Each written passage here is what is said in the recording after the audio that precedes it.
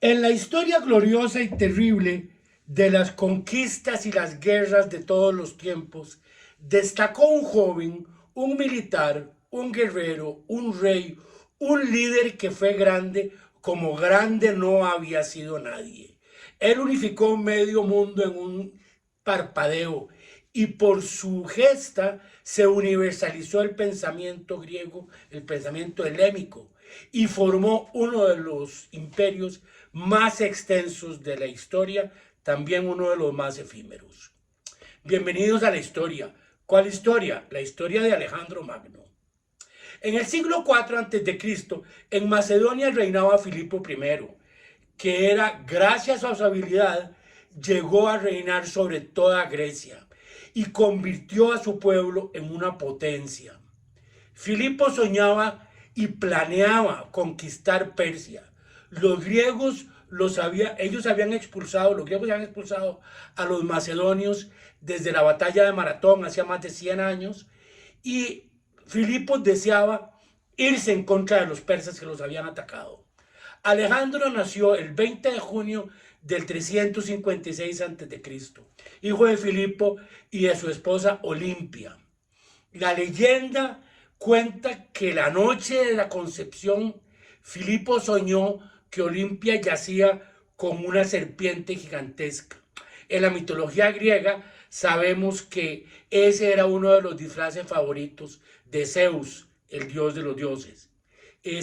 También hay una leyenda que dice que una estrella marcó el camino y se paró sobre Macedonia la noche que nació Alejandro, ¿verdad? Eso como que nos cuenta que lo hemos escuchado en algún otro lado. Y también se dice que esa noche, la noche que nació Macedonia, fue cuando se destruyó el templo de Artemisa en Éfeso.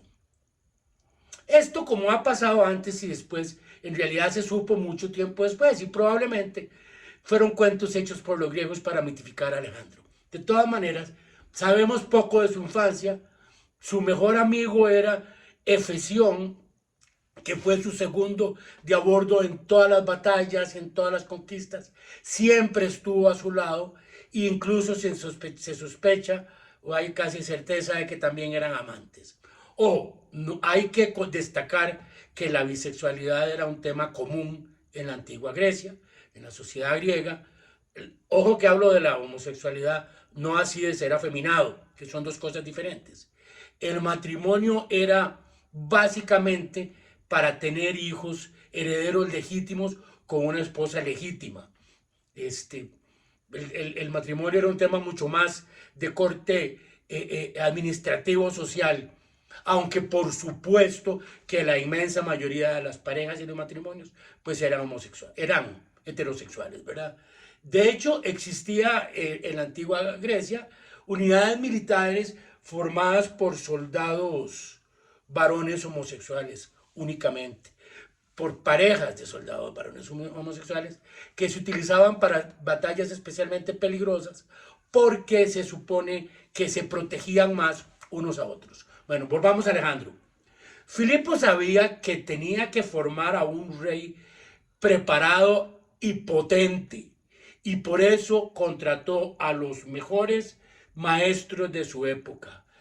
Uno que se llamaba Leónidas de Tiro, que no hay que confundir con el otro Leónidas que vimos en televisión, le enseñó la guerra cuerpo a cuerpo y la lucha ecuestre, es decir, luchar desde el caballo. Alejandro era magnífico estudiante y destacaba en humanidades principalmente y por supuesto en artes militares. Su tutor fue nada menos que Aristóteles, ¿verdad? Uno de los padres de la filosofía occidental hasta el día de hoy. Esa educación sería muy útil en sus conquistas para Alejandro. Su capacidad bélica quedó demostrada en la batalla de Queronea, porque tenía solo 18 años y dirigió con tanto éxito a los ejércitos que le dieron una derrota aplastante a todos los ejércitos de las otras ciudades griegas que estaban en contra de Macedonia.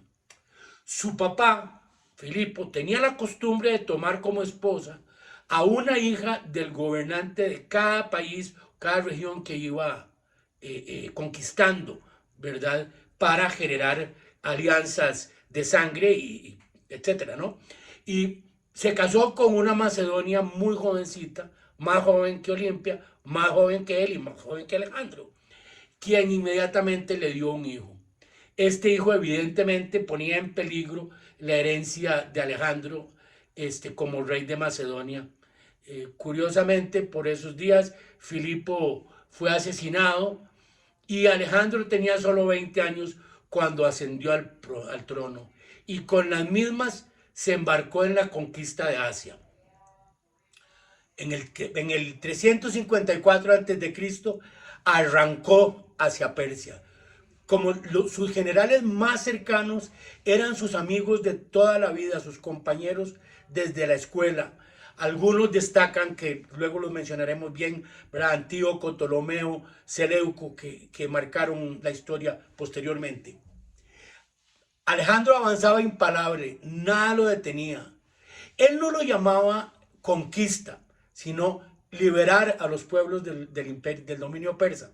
Eso también lo hemos oído en otros lados. Además, no le importaba mucho que los pueblos asumieran sus creencias, su religión, etc. Realmente el único requisito era que mantuvieran, una vez que eran conquistados, mantuvieran voluntariamente las líneas de suministro abiertas para sus ejércitos. Esta habilidad de no quitarles la religión, de no quitarles sus costumbres, le permitió ser muy exitoso, y desafortunadamente no serían heredadas por sus sucesores. Derrotó a Darío III en Persia, en Babilonia, y el rey huyó dejando a su familia atrás. Alejandro los trató con respeto, a diferencia de otros conquistadores, les perdonó la vida. En Egipto fue recibido como libertador y con las mismas lo coronaron de faraón.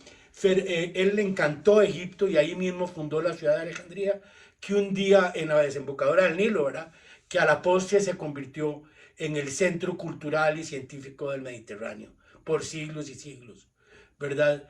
También conquistó la Cirenaica y conquistó Cartago, esa zona del norte de África. Luego regresó, avanzó de nuevo hacia Sidón, hacia Alepo. En aquel tiempo, algo increíble es que Tiro era una isla, y como era una isla, confiaba en su invulnerabilidad y se negó a rendirse a Alejandro. Alejandro hizo construir una calzada en el mar, y por ahí pasaron sus máquinas de asedio y su ejército. Destruyó la ciudad, acabó con, y hizo esclavos a la mayor parte de la población. La obra civil fue tan buena que 2500 años después, Tiro hoy es parte del Líbano continental, ¿verdad? Este es un claro ejemplo de que Alejandro no dudaba en hacer lo que tuviera que hacer para lograr sus objetivos y demostrar su poder. Siguieron hacia Babilonia, donde volvió a vencer a Darío, quien de nuevo se le escapó, pero esta vez uno de sus propios generales lo asesinó. Acto seguido, Alejandro se autoproclamó rey de Asia y siguió avanzando. Tomó Persépolis, tomó Cirópolis, la ciudad de Ciro, y derrotó a todos los pueblos en su camino. Finalmente se autoproclamó rey de reyes. Para ese momento, su imperio era aproximadamente los actuales países de Afganistán, Armenia, Egipto, Grecia, Jordania, Omán, Arabia, Pakistán, Turkmenistán, Turquía, la tierra de Canaán. En fin, era un imperio gigantesco. Algunos aduladores que nunca faltan en las cortes le decían que él parecía la reencarnación del dios de la guerra, y Alejandro, como tantos en el pasado y tantos en los siglos por venir, desafortunadamente se lo creyó. Introdujo la costumbre de que quienes quisieran hablar con él debían arrodillarse y besarle la mano. Esto molestaba muchísimo a sus hombres. Muchos estaban con él desde la escuela y también estaban hasta la coronilla de la adopción de esas y otras costumbres persas. Algunos comenzaron a conspirar para derrocarlo y volver a Grecia. Alejandro descubrió el complot y los hizo ejecutar a todos. Alejandro no era famoso por tolerar opiniones diferentes. Se casó con Roxana, una bactriana aparentemente hermosísima, y marchó contra la India. Los reyes de los reinos fronterizos de la India se rindieron antes de que llegara Alejandro, excepto uno, un rey que se enfrentó a Alejandro con una astucia y un ejército enorme y con elefantes que no le había tocado luchar a Alejandro. Y este rey luchó tan valientemente que curiosamente, aunque fue derrotado, Alejandro no solo lo perdonó, sino que le entregó el gobierno de otra región. Cuando Alejandro era adolescente, le habían traído a Filipo un caballo que nadie había podido domar. Y parece que Alejandro lo dominó desde el principio. Entonces, desde entonces, Bucéfalo fue el caballo preferido de Alejandro. Precisamente, Bucéfalo murió en esta campaña de la India y Alejandro nombró Bucéfala a una ciudad en honor de su caballo. Alejandro quería atravesar el Ganges y seguir adelante, pero sus tropas estaban hasta la coronilla, estaban lejísimos de casa y habían salido hace añísimos. Así que a regañadientes inició el regreso.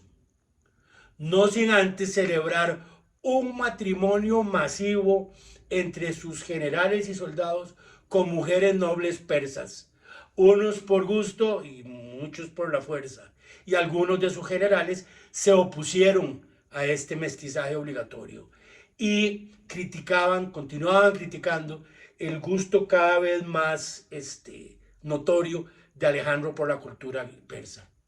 Alejandro reaccionó dándole a algunos persas cargos que eran reservados para los macedonios, ofendiendo así un poco más a sus amigos. Su amigo de infancia, Efesión, murió, aquel que habíamos dicho que había sido realmente su carnal, su compañero desde la pura infancia, y se cree que murió envenenado. Entonces Alejandro hizo quemar una aldea completa como homenaje a su amigo, como si fuera un dios o cosa por el estilo. Cambió de planes y quiso continuar la conquista hacia la India, pero murió pocos días después de paludismo. No se sabe si fue paludismo o un mal estomacal. Muchos creen que fue envenenado, porque ya la gente estaba desesperada por regresar. Casandro, uno de sus amigos más cercanos, asesinó a Roxana, su esposa, a su hijo y a Olimpia, su madre, para tomar él el poder en Macedonia y de todo este imperio. Pero fue asesinado por otro de sus amigos, Antígono, que mencionábamos al principio. Ninguno de sus generales tenía la inteligencia de Alejandro. Ptolomeo fundó en Egipto la dinastía tolemaica, que duraría 300 años más hasta la muerte de Cleopatra o su descendiente, 300 años después, Cleopatra VII, que todos conocemos la historia un poco.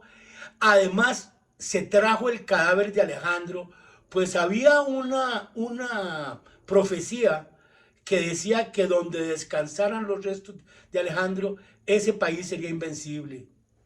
Solo como nota al margen, muchos años después, el emperador Calígula se hizo traer a Roma los restos y la armadura de Alejandro, que finalmente pues, se perdió en la historia.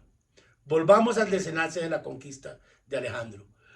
Las guerras entre sus generales duraron 40 años. Seleuco, otro de sus generales, fundó el imperio Seleucida. Antíoco fundó Antioquía. Otros reinos grandes y pequeños fueron tomados por sus generales, y también muchos de los que los habían obligado a casarse con nobles persas, pues se habían quedado. Así los griegos y la cultura griega se mezcló por toda el Asia Menor. Nunca se cumplió el sueño de Filipo y de su hijo Alejandro de un imperio griego asiático gobernado desde Macedonia. En los milenios por venir, Aníbal, Julio César, Napoleón, MacArthur y las academias militares de todo el mundo estudiarían las estrategias de Alejandro Magno. Espero te haya gustado. Si te gusta, busca mi audiolibro, Breve Historia de la Civilización, la historia de todos nosotros. Yo soy Luis Guillermo Víquez, artista y activista con discapacidad visual grave y permanente, y te invito a que nos sigas aquí en La Historia en un Minuto. Muchas gracias.